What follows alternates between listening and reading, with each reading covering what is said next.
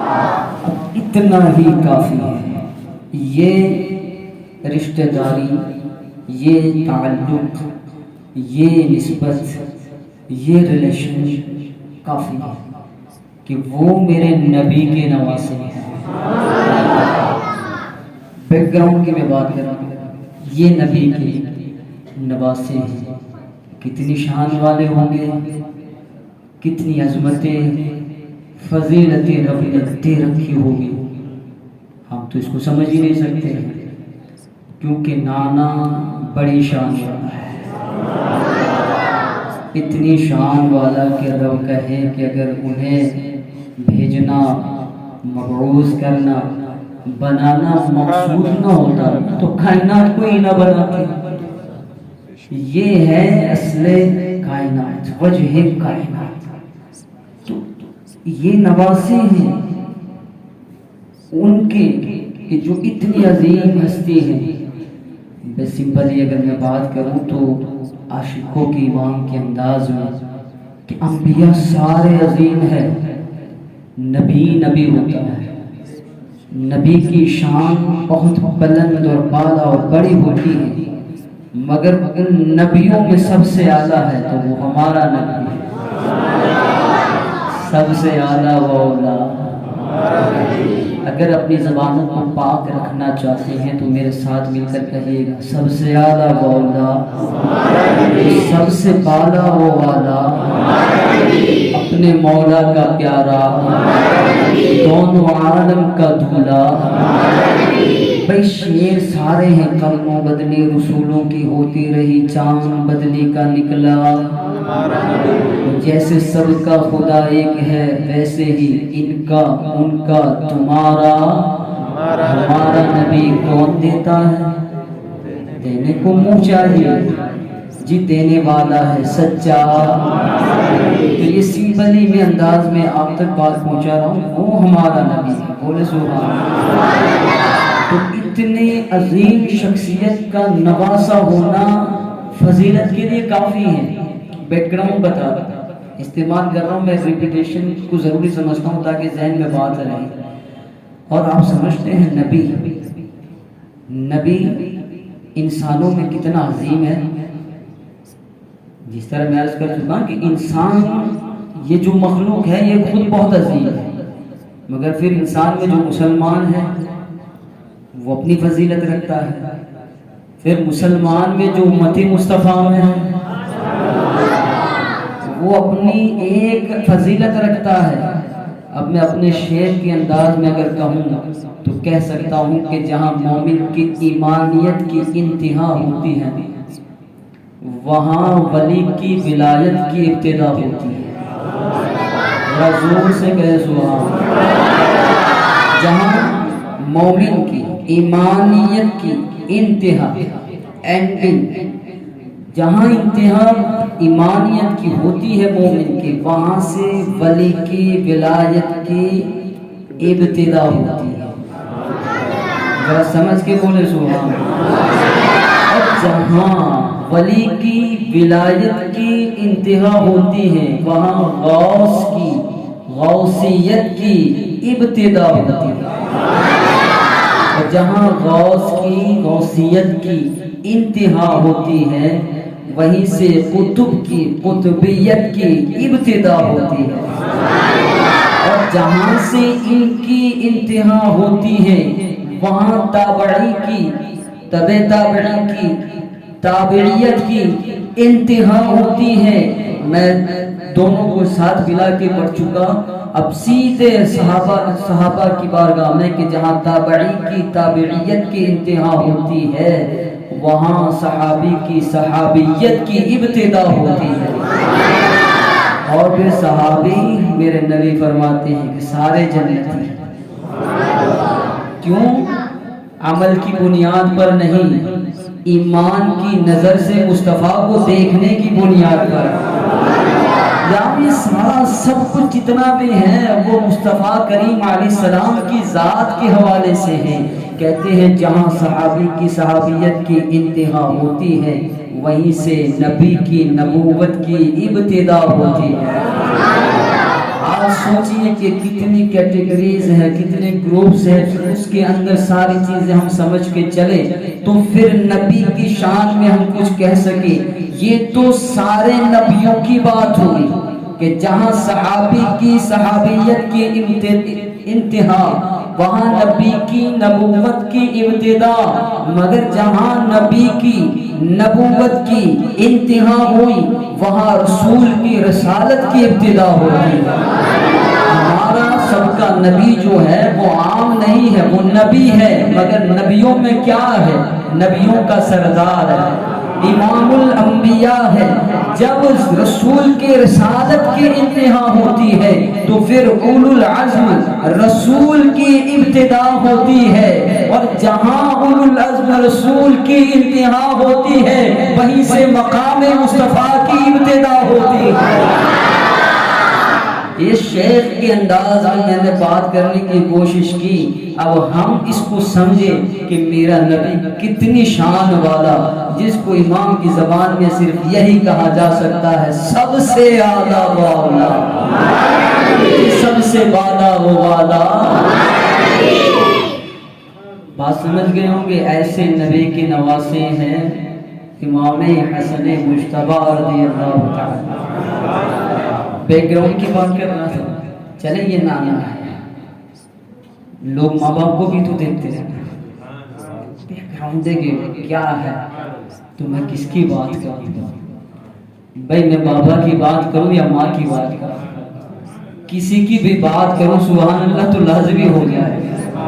بھائی میں اتنے کانفیڈنس میں ہوں کہ یہ شخصیتیں ایسی کسی ہمارے بیچ والوں کی تو بات نہیں کرنی کہ کوئی شک کرے گا، اعتراض کرے گا، یہاں تو یہ پرفیکٹلی کہنا ہی ہے کہ اگر میں بابا کی بات کروں گی تو بابا تو اتنی شان والا کہ قرآن کی آیتیں تو بتاتی ہیں وَيُطْعِمُونَ الطَّعَامَ عَلَى حُبِّهِ مِسْكِينًا وَيَتِيمًا وَأَسِيرًا۔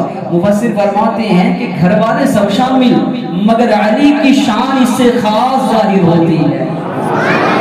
تو وہ علی جس کی شان قرآن بیان ہے، اور وہ علی جس کی شان زبان مصطفیٰ بیان ہے۔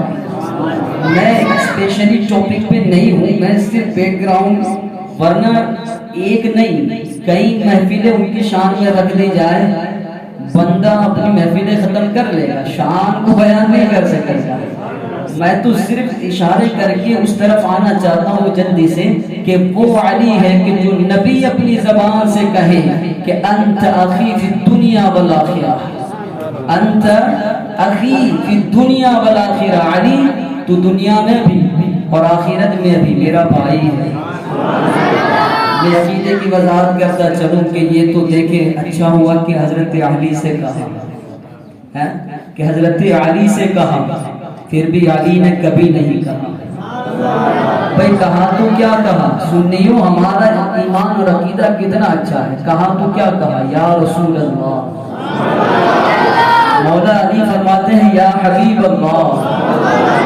بھئی کبھی نہیں کہا کہ آپ نے خود نے فرمایا کہ میں آپ کا بھائی ہوں تو آپ میرے بھائی ہیں۔ کتنی افسوس کی بات ہے، جس سے کہا تھا وہ کبھی نہیں کہتی، اور جس سے نہیں کہا وہ کہتے ہمارے بھائی ہیں۔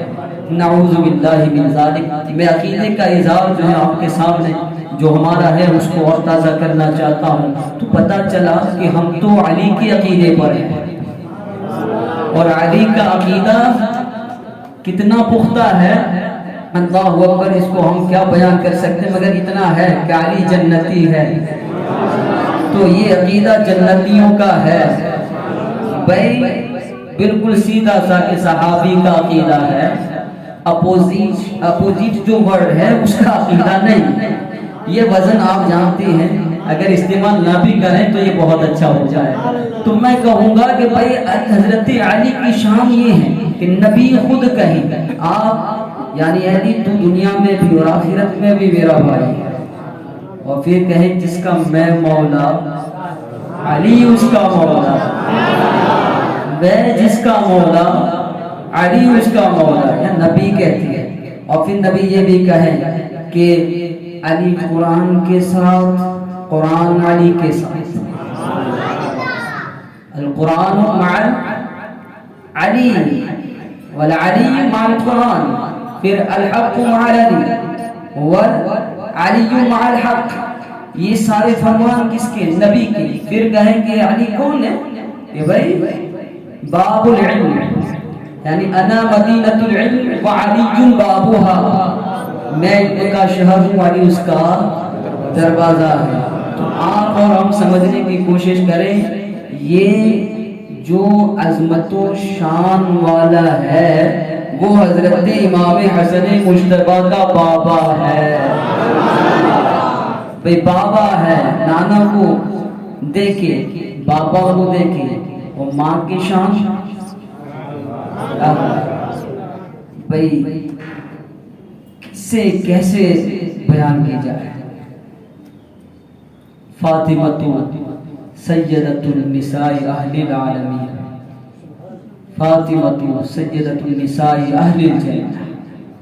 کون سمجھے، کیسے سمجھے یار؟ جس کے یہاں فرشتے خدمتوں کے لیے اتر آتے ہو، فرشتے جس کے گھر خدمتوں کو اپنا شرف سمجھتے ہو، اس ذات کے حوالے سے ہم کس انداز سے بات کریں؟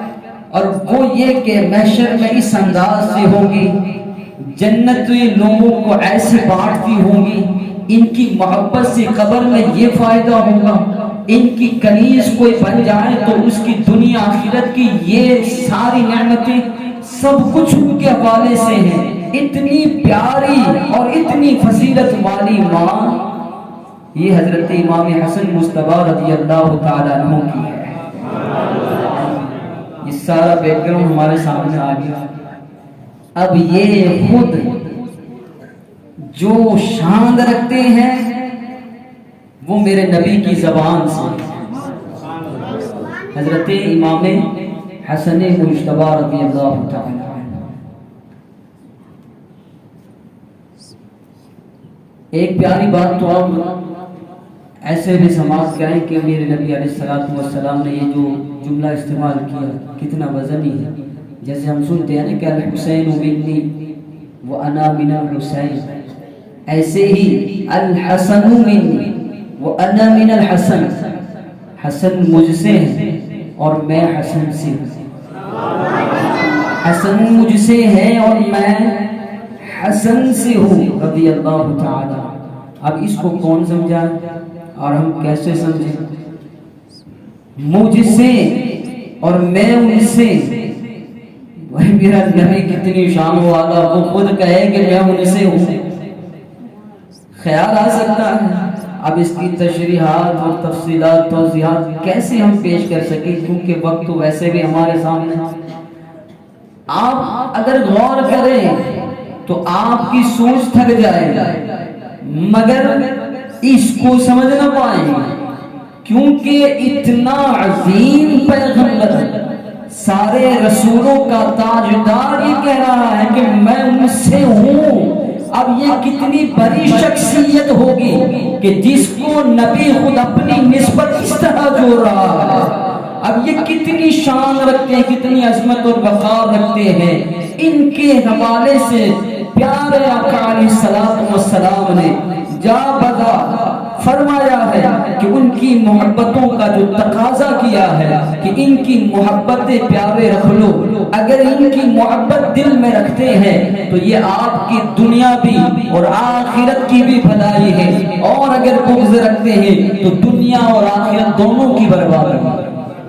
اللہ اکبر. یہ نواسی آقا علیہ السلام کی اور یہ بیٹے سیدتنا فاطمہ الزہرا رضی اللہ تعالیٰ کے بیٹے ہیں مولا علی مشکل کشا رضی اللہ تعالیٰ.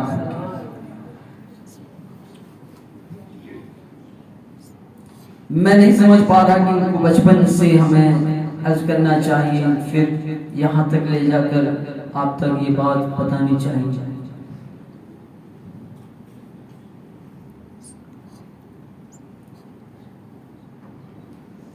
یہ جو مشہور ہے کہ آپ نے اپنی خلافت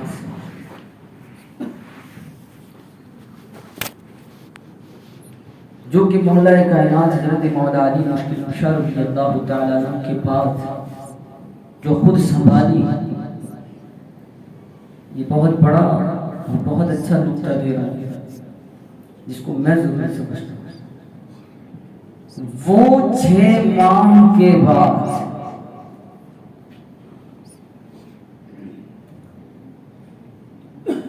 اسلام کی خاطر اور امت کی بھلائی کے خاطر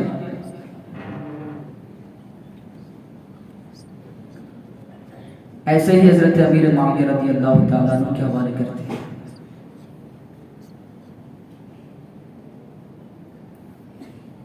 یاد رکھیے یہ آپ کا فیصلہ ہے۔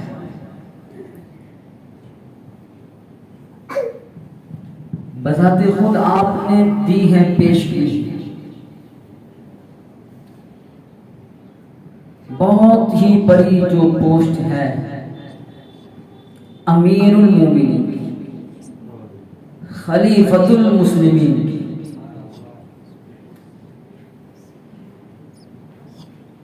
اور یہ جو لفظ ہے نا خلیفہ، وہ آج جو ہمارے سامنے جس کے اصطلاحات ہیں وہ اس وقت کی اصطلاحات کو ہم دیکھیں کہ سیدھے نبی علیہ الصلوۃ والسلام کے خلیفہ، یعنی نبوت نے جو کام کرنا ان کاموں کی ذمہ داری ان کو دی جا رہی ہے، اور پھر جہاں پوری دنیا میں چاروں خلیفہ خلفاء نے مل کر کے جو اسلام کی توسیع کی ہے، اس کو پھیلایا ہے، ان سب کو سنبھالنا اور صرف امت کی بھلائی کے لیے کہ فساد نہ ہو، یہ ٹوٹ نہ جائے، یہ بکھر نہ جائے، یہ اپنی جو طاقت ہے اس کو چھوڑ نہ جائے، اس وجہ سے آپ نے اس خلافت کو حضرت امیر معاویہ رضی اللہ تعالیٰ عنہ کے حوالے کر دیا۔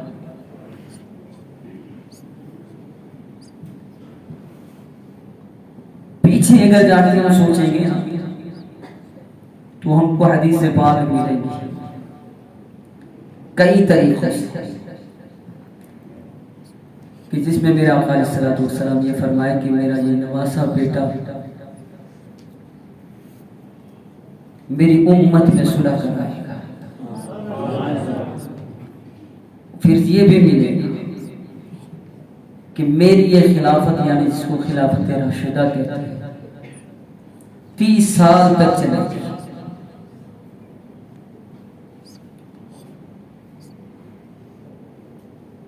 ان سب کو اگر ہم اپنے سامنے رکھیں تو آپ کی ذات بابرکت، آپ کی ذات والا، آپ کا یہ فیصلہ اور آپ کی یہ پوسٹ ساری فٹ بیٹھتی ہے باتوں پر، کہ آپ اگر کیلکولیشن کریں گے تو چاروں خلفاء کی جو مدت ہے ان سب کو شمار کر کے اگر نکالیں گے تو یہ میں حوالے سے بات کر رہا ہوں، اگرچہ آپ کے سامنے ان تمام کے نام ذکر نہیں کر رہا ہوں لیکن سامنے موجود ہے، آسان سے لہجے میں بات کرنا چاہتا ہوں کہ ان تمام کو شمار کرنے کے بعد یعنی چاروں خلفاء کی اگر خلافت جو مدت ہے، مدت خلافت، تو وہ 29 سال 6 مہینے بنتی ہے۔ یہ 30 سال جو فرمان رسول علیہ السلام ہے اس وقت مکمل ہوتی ہے جب حضرت امام حسن مجتبی کے 6 ماہ خلافت کو سنبھالنے کو شمار کر لیا گیا۔ اس لیے قول یہ بھی ہے کہ یہ خلافت راشدہ حضرت امام حسن مجتبی تک چلی ہے۔ پھر جو بھی ملوکیت ملکیت کا معنی ہے وہ بعد کا ہے. تو یہ آپ نے کس لیے کیا؟ امت کے ایک جوڑ کے لیے، امت کو ایک ساتھ رکھنے کے لیے، فساد سے بچانے کے لیے، کہ امت جو میرے نبی کی ہے، جو میرے نانا کی ہے، وہ ایک ساتھ ہو، ایک جھوٹ ہو، اور پھر دین پر رہے، دین کی دعوتیں پیش کریں، اچھائی خود کریں اور اچھائیوں کو عام کریں. آپ نے اتنی بڑی پوسٹ کو ترک کر کے حضرت امیر معاویہ رضی اللہ تعالیٰ عنہ کے حوالے کر. اب یہاں کسی پر شبہ کی ضرورت نہیں، شک و شبہ کی گنجائش نہیں ہے کہ ان کو دھمکایا ہوگا، ڈرایا ہوگا، پتہ نہیں کیا کیا مسئلے ہوں گے. یار ہماری سمجھ میں تو سمپل اتنا آتا ہے ان کی محبتوں کے صدقے میں کہ یہ وہی ہستی ہیں کہ یزید اگر 22,000 کا لشکر بھیج رہا ہے تو چھوٹے بھائی اس سے نہیں گھبرا رہے ہیں. تو یہ تو بھی بڑے بھائی کا مسئلہ ہے. ارے وہ کیوں ڈریں گے؟ کیوں کسی کے دھمکی میں آئیں گے؟ ہاں ہو سکتا ہے کہ وہ بھی یہ فیصلہ کر کے یہ قدم اٹھا کر کے خود شہید ہو جائیں، ممکن ہے، مگر وہ دب کے بیٹھ جائیں یہ تو ممکن ہی نہیں ہے. جی میں یہ آپ کو سمجھانا چاہتا ہوں، سمپل ہے یار کہ تازہ مسئلہ ہے کہ ان کے بعد وہی مسئلہ جب آ رہا ہے تو آپ کے جو برادر اصغر ہے، چھوٹے بھائی حضرت امام حسین رضی اللہ تعالی عنہ، کہ جنہوں نے دیکھا کہ یزید یہ فاسق و فاجر ہے، شریعت کو توڑنے کی کوشش کر رہا ہے، اسلام کے جتنی بھی پاکیزہ رکن ہیں، جتنی پاکیزہ بندگیاں ہیں، ان سب کو خراب کرنے کی کوشش کر رہا ہے. انکار کر کے جنگ کا فیصلہ کر لیا، نہ دیکھا کہ کتنے ہزار ہیں. تو جب آپ کے بھائی جو چھوٹے ہیں یہ اس کو برداشت نہیں کرتے تو پھر حضرت امام حسن مجتبیٰ کیوں کر برداشت کر رہے ہیں اور کیوں ڈرتے کسی سے؟ اور پھر میں ایک جملہ اور بھی جو استعمال تو کر چکا ہوں پھر یاد دلانے کے لیے کہ ہمیں یہ بھی معلوم ہے کہ یہ بھائی تو حضرت امام حسین رضی اللہ تعالیٰ عنہ کے ہیں اور ساتھ بیٹے حضرت مولا علی مشکل کشا کے. ارے یار آج تو عام بندے بلکہ جو لچائی کرے اس باپ کا بیٹا یہاں اپنے بٹن کھول کر کے سینہ دکھاتا ہے، جس نے لچائی کی ہے بلا وجہ لوگوں کو تنگ کیا، پریشان کیا، میں اس کا بیٹا ہوں، وہ نہیں ڈرنے کی بات کرتا. تو حضرت حسن مجتبیٰ ڈرنے کی بات کریں گے جیسے مرض کرتے ہیں کہ جس کا باپ خیبر کے قلعے کے دروازے کو اپنے ایک ہاتھ سے اٹھا لے، وہ ڈرنے کی بات کریں کہ جس کے سامنے اپنے بھوت جیسا آئے تو اسے دو کر کے رکھ لے، وہ ڈرنے کی بات کریں کہ جس کی تلوار چمکے تو چمکتی رہ جائے، وہ ڈرنے کی بات کریں کہ جس کا بابا میدان میں جائے تو میدان چھوڑ کر دشمن بھاگ جائے، وہ ڈرنے کی بات کریں کہ جس کے بابا کی تلوار لہرائے تو غیب سے صدائے شاہی مردہ شیر یزدان قوت پروردگار لا فتح الا علی لا سیف الا ذوالفقار. وہ کیسے ڈرنے کی بات کرے؟ یا کوئی ڈر کی بات نہیں تھی، مصلحت کی جو ان کے ذہن میں تھی خود فیصلہ لیا، صلح کر کے اپنی خلافت کو حضرت امیر معاویہ کے حوالے کر دیا. اور حضور غازی ملت کا جملہ یاد دلا دوں، وہ کہتے ہیں کہ ہماری تو سوچ وہیں پہنچتی ہے کہ انہوں نے جس سے صلح کر لی ہے ہم اس سے صلح رکھیں گے. مولانا عمران صاحب انہوں نے جن سے صلح کر رکھی ہم صلح رکھیں گے، ہاں انہوں نے جن سے دشمنی کی ہے ہم ان سے دشمنی رکھیں گے، کیونکہ حضرت امام حسین نے یزیدیوں سے جنگ کی ہے، ہم ان سے دوستی نہیں کریں گے. اور امام حسن مجتبیٰ نے حضرت امیر معاویہ سے صلح کی ہے، ان سے دشمنی نہیں کریں گے، کیونکہ یہ ان کا فیصلہ تھا، خود سمجھ کے سوچ کے ایمان کے ساتھ کیا ہے، یہ پوری ایمانداری کے ساتھ ہے اور ایمان والوں کی بات ہے۔ اس لیے میں کہنا چاہتا ہوں پش و پنج کی اور شک و شبہ کی کوئی ضرورت نہیں۔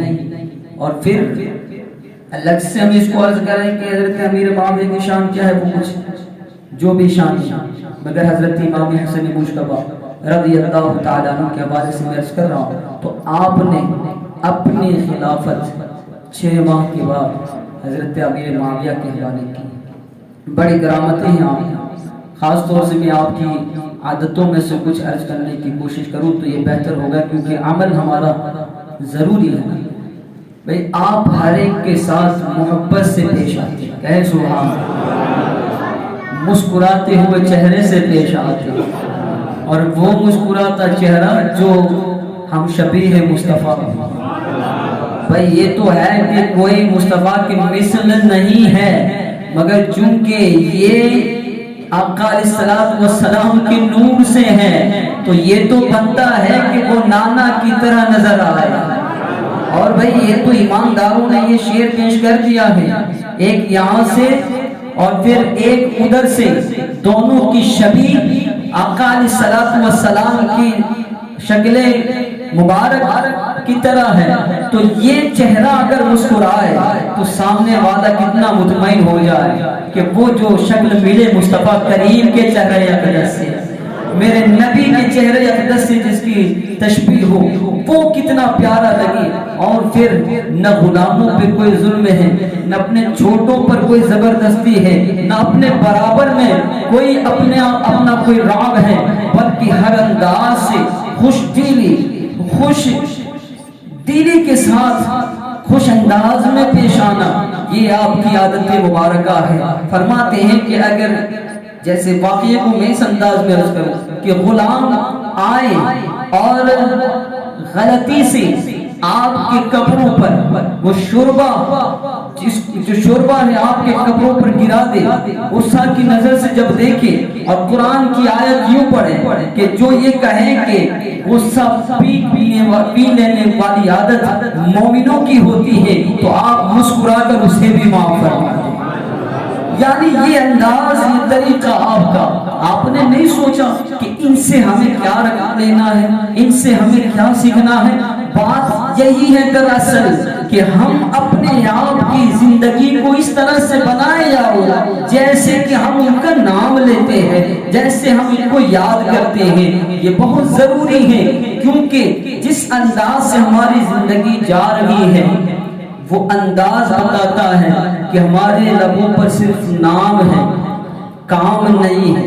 اور اس وقت صرف ناموں کی ضرورت نہیں ہے، آپ بھی جانتے ہیں کاموں کی ضرورت ہے۔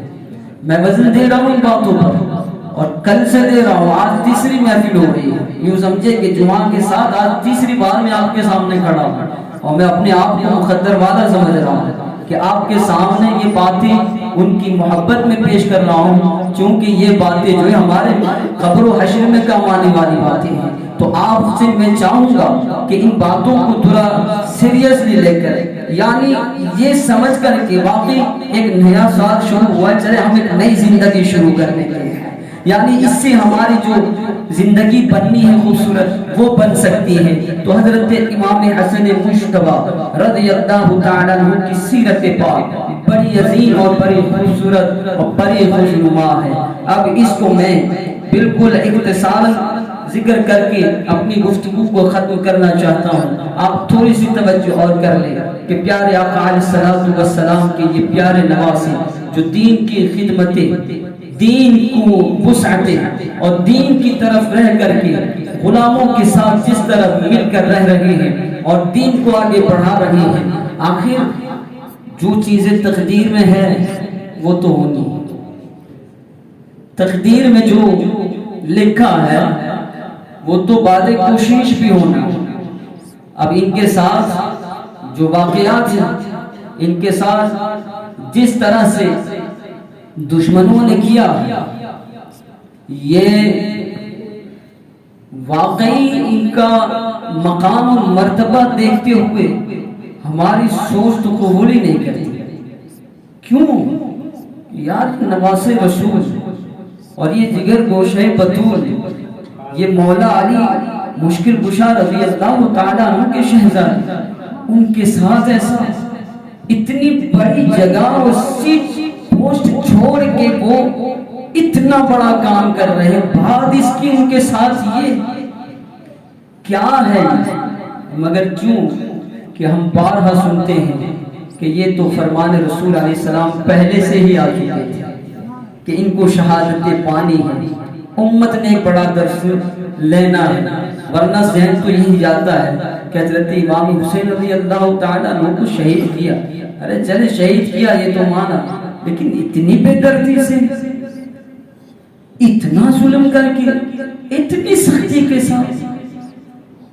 آپ سمجھ کہ بھئی ہمارے اوپر تو کوئی تکلیف آتی ہے تو ہم کو یہ لگتا ہے کہ ہم اتنا اچھا کرتے ہیں پھر بھی یہ پریشان ہے.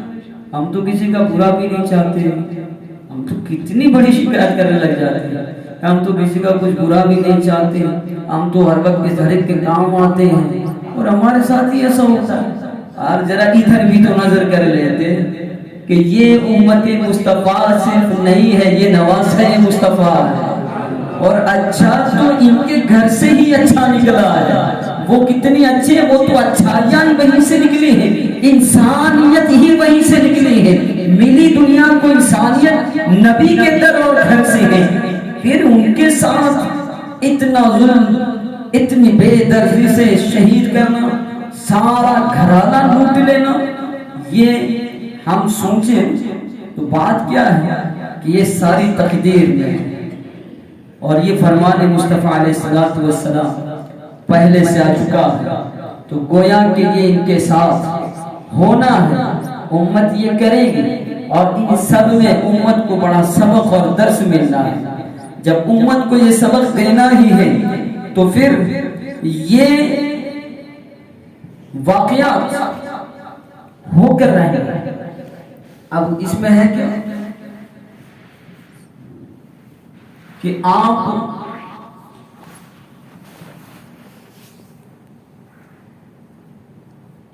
اپنے خلافت کی بات،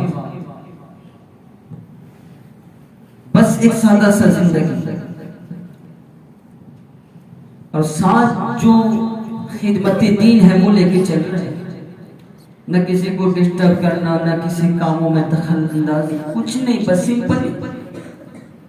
مگر اس دوران پھر وہی حملے آپ کی ذات مقدسہ پر ہو رہے ہیں. حضرات یہاں تک بات پہنچ گئی، میں اختتامی کی طرف پہنچا، بات یہاں تک پہنچ گئی ہے کہ بھئی اتنا سخت ترین زہر کا پیالہ آپ کو پیش کر دیا گیا کہ بڑی سختی کے ساتھ، یعنی ان الفاظوں کے ساتھ ذکر آتا ہے کہ جس سے آنکھیں کٹتی، ایسا زہر دے کر آپ کو شہید کیا گیا. یہ آپ کی شہادت جو زہر سے،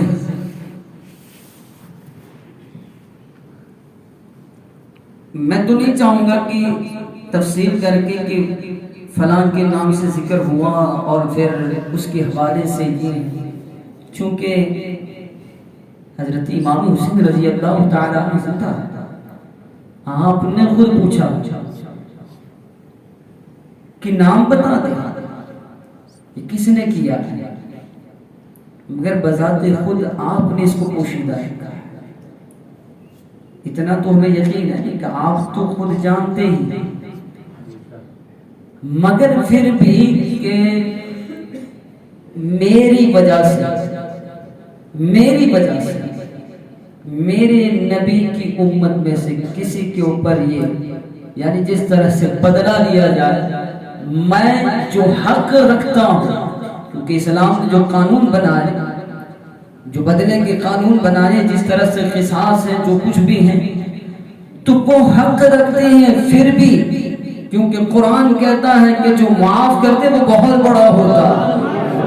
حقوق رکھنے کے بعد بھی جو معاف کرتا ہے وہ بہت بڑا ہوتا ہے. تو وہ اپنی سمجھ اور سوچ دنیا کو شیئر کر رہے ہیں, کہتے ہیں کہ بھائی میں اس کے باوجود نام نہیں دیتا اس لیے کہ میری وجہ سے, میرے ذات کی تعلق سے, یعنی میرا جو حق ہے وہ ادا کرنے کے لیے آپ کچھ بھی ایکشن لو, کچھ بھی اس کے ساتھ کرو, انصاف بھی کرو, مگر یہ میری وجہ سے ہوگا اور میں یہ نام نہیں بتانا چاہتا. گویا اسی عالم میں آپ کا انتقال ہو چکا. اب سوچیں, بالکل یہ میں تھوڑے سے لفظوں میں جو استعمال کر چکا ہوں کیا تھا کہ بس یہ ایک معافی کس انداز سے کہ بھائی مجھے اپنی ذات کے لیے کچھ نہیں, اب اس کا فیصلہ رب کیا. یہاں صرف تھوڑے لفظ کسی نے ہماری ذات کے حوالے سے استعمال کر لیا, جب تک پورا بدلہ نہ لیا جائے, جب تک کہ ہمارے سارے دل کی بھڑاس نہ نکال لی جائے, تب تک ہمیں کوئی چین نہیں. صرف چند جملوں کی, لفظوں کی بات, ہمیں کسی نے کوئی سخت بار نہیں کیا, ہم نے کسی نے وہ اتنا بڑا نقصان نہیں پہنچا جس کی بھرپائی نہیں ہونی, بس تھوڑی سی اس کو مان رکھنی انسلٹ ہوئی ہے. ہم نے زندگی بھر کے لیے ٹھان لیا ہے کہ اب ہم آپ کو نہیں چھوڑیں گے. یار یہ طریقہ کیا ہم جن کو مان رہے ہیں ان سے سیکھ رہے ہیں؟ یہ جہاں سے ہم نے درس لیا ہے, جن سے ہم محبت کرتے ہیں, کیا وہ لوگ ہمیں سکھا کے گئے ہیں؟ یہ کس طرح کی ہماری عقیدت, یہ کس طرح کی ہماری محبت, یہ کس طرح سے ان کے ساتھ ہمارا لگن, کہ بات سمجھ نہیں آ رہی کہ جتنی عقیدت کا نعرہ ہماری زبان پر ہے اس کے کتنے خلاف ہمارے کام ہیں, کتنے فرق ہے اس کے ساتھ. کہ وہ ذات والا اس طرح سے کہ جو جان جا رہی ہے, مگر وہ بات جو امت میں فساد لائے وہ نہیں دے سکتے. آج چاہے اپنا خود کا گھر اجڑ جائے, ہمیں اپنے بدلے کی ضرورت ہے. کچھ بھی ہو جائے ہم کسی کو معاف کرنے کے لیے تیار ہی نہیں ہے.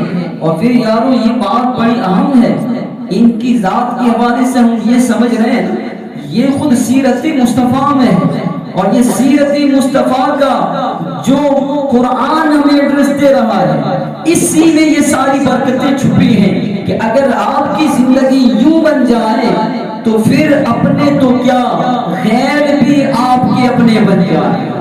جو طریقہ مصطفیٰ پر چل جائے, جو صحیح معنوں میں غلام مصطفیٰ بن جائے, پھر دنیا اس کی دیوانی ہو جائے. اور ہم نے ولیوں کی زندگی سیرت سے یہ دیکھا کہ بڑے بڑے دشمن آ کر کے قدموں میں اپنے سر کو قربان کر رہے ہیں, اور آج ہماری حالتیں اس سے بڑی مختلف ہیں.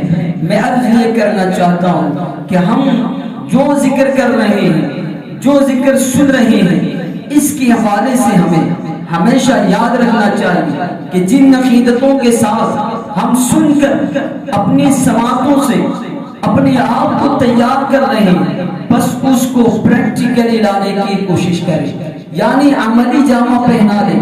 اگر یہ کریں گے نا تو پھر زبان سے ناموں کی بھی ضرورت نہیں ہوگی. ادھر آپ کے عمل ہوں گے اور آپ کے عمل سے ہی یہ ظاہر ہوگا کہ یہ عقیدت رکھنے والے ہیں, یہ غلام ہیں, یہ سچی محبت کرنے والے ہیں. اگر اس طرح سے زندگی گزار لیں تو پھر ہماری زندگی پیاری, بابرکت, پرسکون ہے.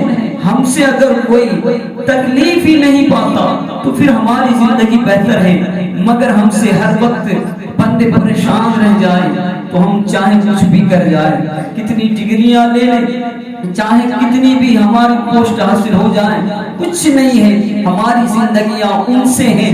اگر ان کی محبت میں ہم نے اپنے اعمال کو سنوارا ہے تو یہ بڑی عظیم اور سعادت کی بات ہے. حضرات محترم, یہ باتیں صرف سننے تک نہ رکھیں بلکہ اس کو دل میں اتار کر عمل میں لانے کی کوشش کریں.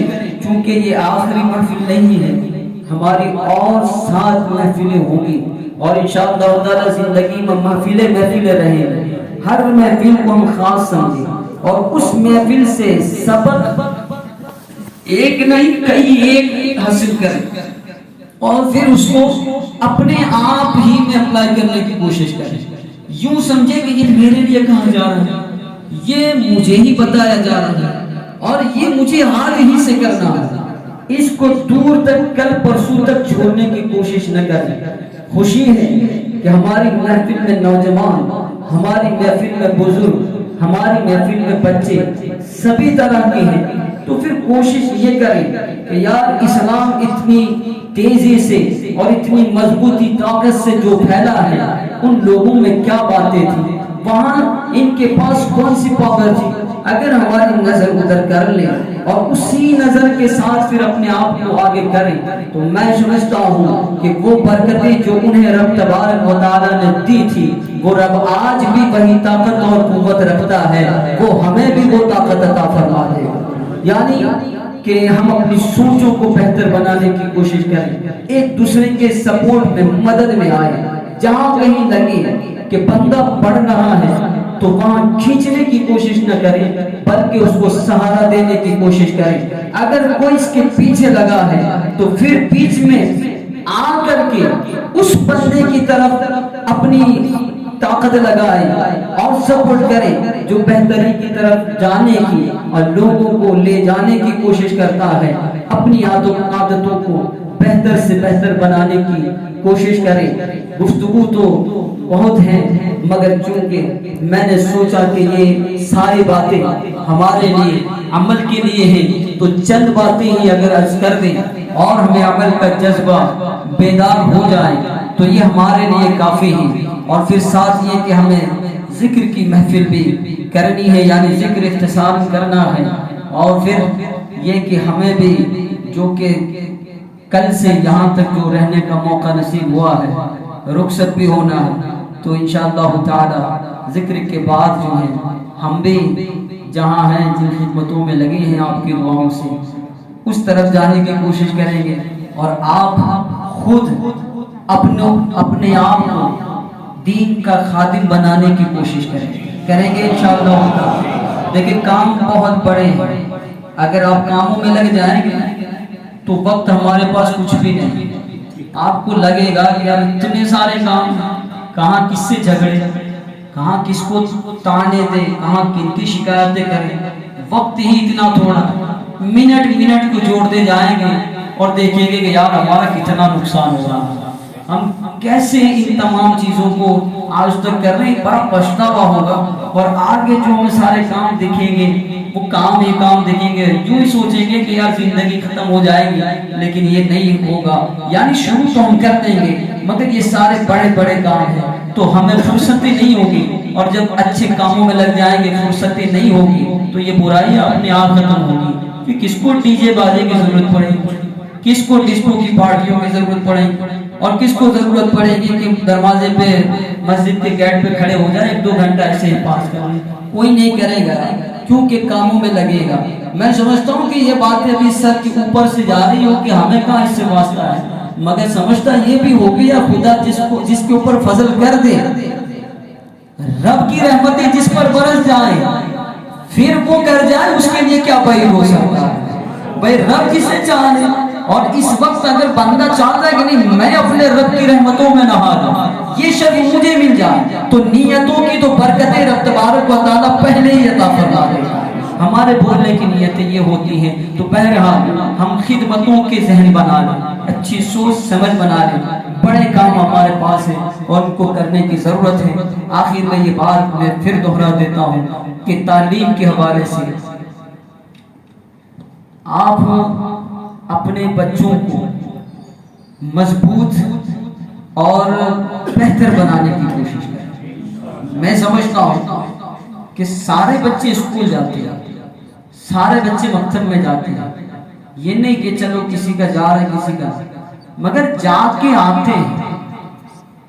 وہ جاتے کہ جانے کے معنی میں نہیں سمجھ رہا ہوں, یہ کسی طرح کوئی اشارہ نہیں ہے, مگر میں تھوڑی فکر دینا چاہوں کہ ہم دیکھیں کہ وہ گئے ہیں تو جانے کے بعد اس میں ہے کیا, آیا کیا, کہاں تک پہنچا, کتنا پہنچا. میں اگر آپ سے سوال کر لوں نا تو مسجد اللہ کا گھر ہے, آپ جھوٹ بھی نہیں بولیں گے اور نہ بھی نہیں کہیں، خاموش رہے کہ بتاؤ آج تک ہم نے بچوں کو بٹھا کر کے یہ حساب کتاب کیا ہے؟ اسکول میں کون سا سبجیکٹ ہے، کون ٹیچر ہے، کتنا وقت لیتے ہیں، اس پیریڈ کے اندر کیا کرائے ہیں، کل تو تیرا یہ ہوم ورک تھا آج پھر وہی ہے، کل یہ ٹیسٹ جو تھا اس کے اندر اتنے مارکس لیے تھے پھر آج کچھ کرائے. ایسی کوئی ہماری فکر نہیں ہوگی. اس لیے میں چاہوں گا کہ آپ اس پر توجہ دیں اور اچھی اسکولوں کو آپ منتخب کریں. آپ یہ سمجھتے ہیں کہ چیز وہیں سے اچھی نکلتی ہے جہاں اچھی چیزیں ہوتی ہیں. اگر اچھی اور مضبوط جگہ نہیں ہے تو پھر ایسے ہی نکلنا ہے. اور فری کی اگر عادت ہماری رہ جائے کہ کوئی بات نہیں آنا جانا رہے گا 1 2 3 5 10 کلاس تک کہلائے گا ہم تو کہلائیں گے، تو یہ شاید ہم اپنے آپ کو ہی سمجھا رہے ہیں اور کس اینگل سے سمجھا رہے ہیں آپ سمجھ رہے ہیں. میں ساری چیزیں اس طرح سے جو ہے آپ کے سامنے رکھ دوں یہ میں بھی مناسب نہیں سمجھتا، لیکن اشارہ اس لیے ہے کہ اگر ہم ایسا ہی کر رہے ہیں اور ایسے ہی چل رہے ہیں تو شاید آج سے 5-10 سال کے بعد ہمیں افسوس بڑا ہوگا. اس لیے یہ نہ ہونے دیں، کوشش کریں. اور پھر آخر میں یہ بھی عرض کر دوں کہ ہمیں خود ایسی کوشش کریں کہ ہم اچھی اسٹڈی کے لیے اچھی تعلیم کے لیے وہ چیز تیار کر لیں کہ پھر اپنی مرضی کی تعلیم اچھے انداز میں اچھے اصول قوانین اور اس کے رولز کے ساتھ اپنے بچوں اور بچیوں کو پیش کر سکیں. تو انشاءاللہ تعالی ایسے ذہن ہم تیار کرنے کی کوشش کریں گے. انشاءاللہ تعالی دین دنیا دونوں تعلیم میں اپنے بچوں کو مضبوط بنائے. اللہ رب العزت ہمیں ان پیاروں کے صدقے میں اچھی سمجھ عطا فرمائے اور دونوں تعلیم کو اچھی انداز سے حاصل کرنے کی توفیق عطا فرمائے. دعا یہ بھی ہے کہ یا رب کریم جتنے بھی ہمارے بچے یہاں یا کہیں باہر دین دنیا کی تعلیم حاصل کر رہے ہیں ان کو ان کی محنتوں کوششوں میں کامیابی عطا فرمائے اور پھر ہم سب کو ہمیشہ دین کے خاطر آگے رہنے کی توفیق عطا فرمائے. آمین بجاہ سید المرسلین وآخر دعوانا الحمدللہ رب العالمین.